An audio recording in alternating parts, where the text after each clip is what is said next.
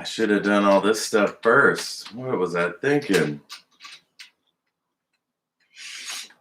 Hey, what's up?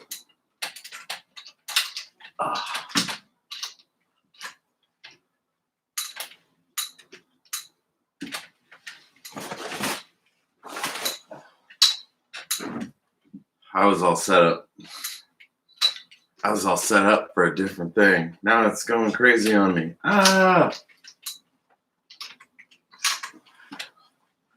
Okay, here we go. All right. Let's do this, everybody. Okay, I hope the sound's set up properly. If it's not, you can tell me. Shattered Worlds, Day 1, Chapter 32, Sophris. He was too late. Dozens were dead. He could smell their lifeblood on the wind. Gratefully, most of their killers were dead as well. He could hear and see armies of citizens swarming every staircase, rushing unprotected into gunfire with little concern for their own lives. Within seconds, the combat would be over. He drifted to the railing, sidestepping the corpse of a dock worker, and tracked the movement of his quarry. Before he could even decide how to proceed, Creel was up the ramp and inside the readying freighter. His accomplice, a tattooed female policewoman, was swirling up from a slide into a marshal position, pistol pointed behind her, blade arcing slowly around, parallel to the ground. 3 gunmen had circled the Lunari man, a bounty hunter by the looks of him, and were seconds from firing their weapons. Sophris entered their minds, time drifting to a crawl as he played on their fears. Their fingers slipped from their triggers as unseen flames rose up around them. Smoke filled their nostrils, and the sounds of children screaming assaulted their ears. A second later, and the man had bolted for cover. Sophris dipped out of their minds and snapped back to shared reality. The men fired on nothing, bullets narrowly striking the female assassin. A worker across the way was struck and dropped to the ground. Celine lamented his decision, hoping that it would benefit his cause. I think I'll just change that to Sophris. Sophris lamented his decision, hoping that it would benefit his cause. Oh my God, I have an itch in my nose. Hold on. Sorry about that. This way you guys can see my boogers better. That's a fun sentence. You can see my boogers better. Yeah. You can see my boogers better. I'm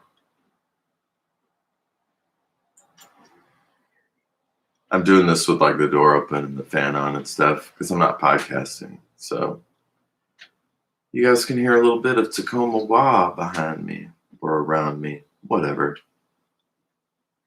Here we go. Chapter 33, Grundle. The blast was intense. Grundle felt the breath leave his body as the robot's power source imploded. After that, all was confusion. Enormous thudding crashes of pain tore through him, one after the other. As he came down to earth, he felt his femurs crack, felt his heart burst, felt every blood vessel in his eyes snap and flutter like broken cables. Everything went dark, then colors swirled behind his eyelids. He knew he was dead before he ever hit the ground. And there she was, the little girl from the plaza, holding her dolly and looking up at him with those soft green eyes. Such a delicate little thing, like a gently swaying flower from the steps of his homeworld. How he longed to see Tharoxochigale once again. He did not believe in heaven, and yet, the child's face began to melt and change, becoming at once dark and light, as if consciousness itself was doubling and tripling. Was this what death was? A gradual stripping of individuality?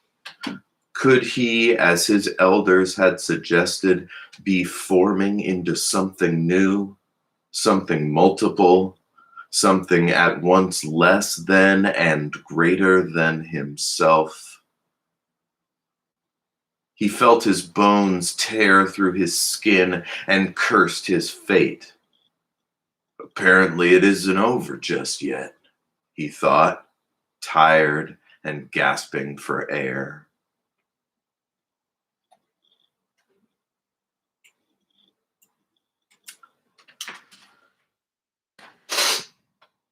Sorry, I've got a little snorty thing in my nose. I'm allergic to dust mites, and I think my pillows, there's something going on there. I took a nap, and so allergic. Maybe I should just take a pill. Talking a lot.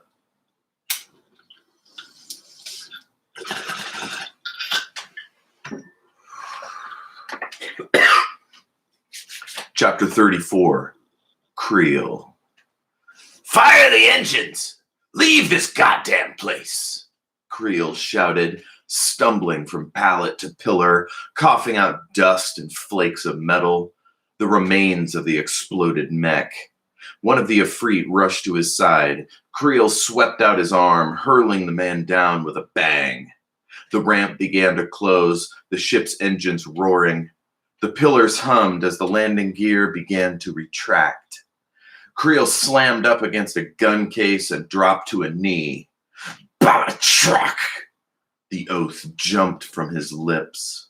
He hadn't said the word since childhood. He crossed himself, as if calling the name would bring the non-existent deity's wrath upon him. Blessed rain, he smirked. If he survived this debacle, his career would be in ruins. No one would believe the cover story, not after being seen and so many men having been slaughtered. Someone had sold him out. He would have his revenge. He heard the heavy metal legs bang into the ramp, heard the quick release of breath as his colleague fell forward. He admired her tenacity. Had he any strength left, he would have said as much. Instead, he studied her face, allowed the last images of her fight spread across his mind. How marvelous she was, this gorgeous monster. It's done. She glared at him, crawling to her feet, clutching the handrail as the ramp clicked shut. Sweat poured down her chest, tiny rivers of muddy water sluicing between her pores.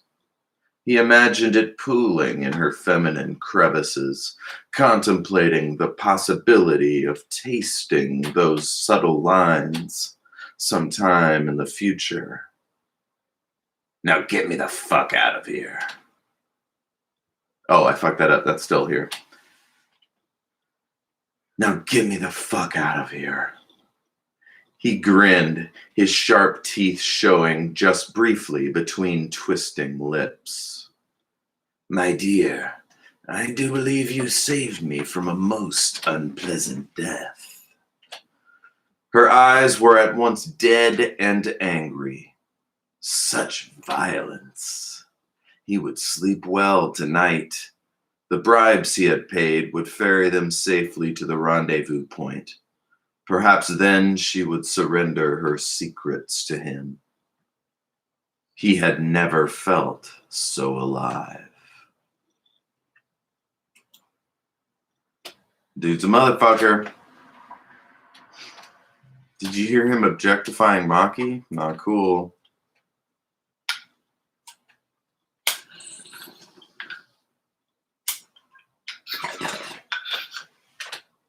All right. Chapter 35. Ayana. It was nearly done. The assassins had rushed aboard their ship. It was climbing into the air, pouring out smoke and fire, and turning in a tight arc as it pitched and yawned. It was climbing into the air, pouring out smoke and fire, and turning in a tight arc as it pitched and yawed. On the second deck, the citizens bludgeoned and tore at what was left of the gunmen. She worried that none would survive to be interrogated, but her more immediate concern was the life of her friend. She moved to reach Grundle, his body draped across the metal arms of the shattered beast. She felt his chest. With a word, his heart burst into life. As she listened to his faint pulse, a second hand laid down next to hers. A Mistral had knelt beside her, pouring his spirit into her spell. A third and fourth hand joined his, two of her acolytes sharing their power, knitting together the brave man's form, acting against destiny to restore Grundle's life. The Mistral spoke softly under his breath, easing their tensions, welcoming Grundle back to shared reality, his voice rustling like leaves upon the wind. Tears poured from Ayana's cheeks and swirled into Grundle's regenerating flesh. The bones receded, the armored skin stretched and reformed, the scrapes, scratches, and gashes knitted together, and his breathing resumed, low and slow. Spittle and blood bubbled at his lips and nostrils as tears began to flow. He's alive. With prayer, he may stay alive. Goddess be praised. That's what's up. Homegirl can't bring a motherfucker back to life.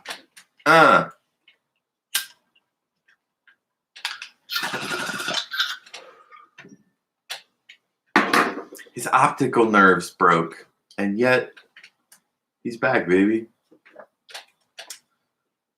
Chapter 36. Joran. Joran found the hatch with less than 3 seconds to spare. Tumbling down into the effluence channel, the heat of the ship's exhaust scorched the area just above his back. Steam shot up all around him. He felt intense burning pain anywhere with exposed skin. For fuck's sake. Joran was not pleased. How many were dead? What possible reason could there have been for this insanity? Could Creel have seriously been hired to cause such chaos? Of course, no answers would be forthcoming. Even if his employers did know, they were under no obligation to tell him anything. All he knew was he had lost the son of a mongoose. He was out at least 20,000 connels just for passage to the asteroid, not to mention all the bribes and assorted fees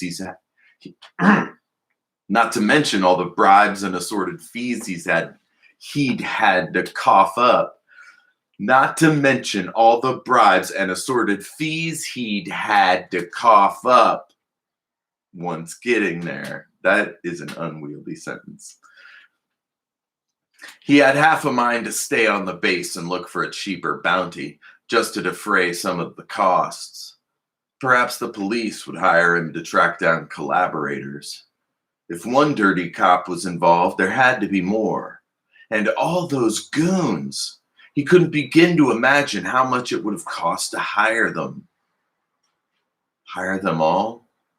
I've gone back and forth on that one. He couldn't begin to imagine how much it would have cost. Just said it right there. There were a few more scattered shots, but after that, all was pretty quiet. He heard some goons pleading for their lives. Hopefully, the crowd would leave a few for questioning. Jordan crawled to his feet, turning to grab the edge of the hatch. He was covered in fuel-soaked sludge. Hopefully, no one struck up a match up there, he thought. That could get pretty ugly.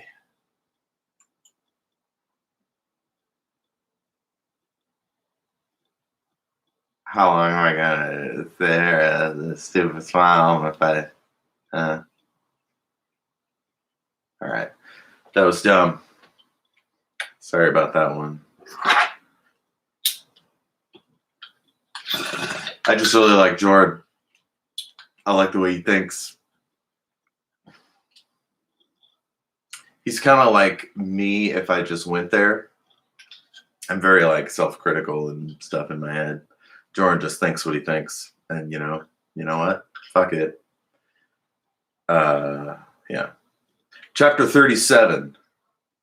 Oh wait, this is a new book. Cool. Book 2. Forming the Party. Chapter 1. Who are you? Ayana asked him, her eyes narrow with suspicion. Jordan sighed, flexing and unflexing his sore muscles. He'd been nervously fiddling with a screwdriver after tinkering with the zone catcher. Jordan Barlow. I'm a bounty hunter. I was sent to find Creel and take him back to Calustria. He sighed again. I didn't anticipate him going nuclear. Ayana pressed her fingers into her temples, rubbing them in a vain attempt to soothe her raging headache. Chief Hitaki had given her some painkillers, but she didn't love how they affected her concentration. How could you? Only a lunatic would start a war to kill one man. Jordan slid the screwdriver back into his toolkit, sliding it into a vest pocket. He leaned back against the soft chair and breathed deeply. I thought the same thing. I guess he's finally jumped to the black, if he hasn't been there this whole time. Celine slid over to the table. As he did, he brought with him a calming memory, the lights of Innis Swamp piercing the morning dark across the waters of Lys. He felt the hero's heart soften just a touch. He drifted down and sat quietly. You reckon correctly, Bounty Hunter. I got all Irish. You reckon correctly. That sucked. I'm so sorry. You reckon correctly, Bounty Hunter. Knesset's journey has been one of catastrophic leaps forward into darkness. Where once he knew only love, now he knows only hatred. He is the worst sort of monster, one that delights in chaos and pain. And I fear it is our fault. His eyes moistened with tears, as they often did when speaking of the failures of his tribe. No one present saw them.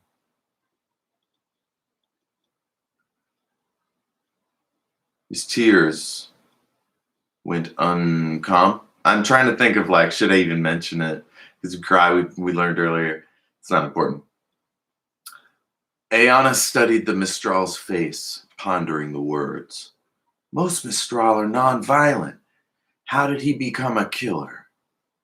Sophus breathed deeply, closing his eyes against dark memory. As he told the story, he wove images and sounds into it, in the manner of the ancient soul singers. Okay, so Forming the Party, this new book, is actually quite long, apparently. So I'm going to just kind of, that'll be a teaser for next one. So yeah, book 1, the event, we're done with it. What'd you think? Tell me on Twitter at EIA Podcast or me at El Jefe Tacoma. Send us an email, everythingisawesomepodcast@gmail.com. If you have some writing you want to share, I might read it. If you have a favorite poem or a blog or anything, share that there.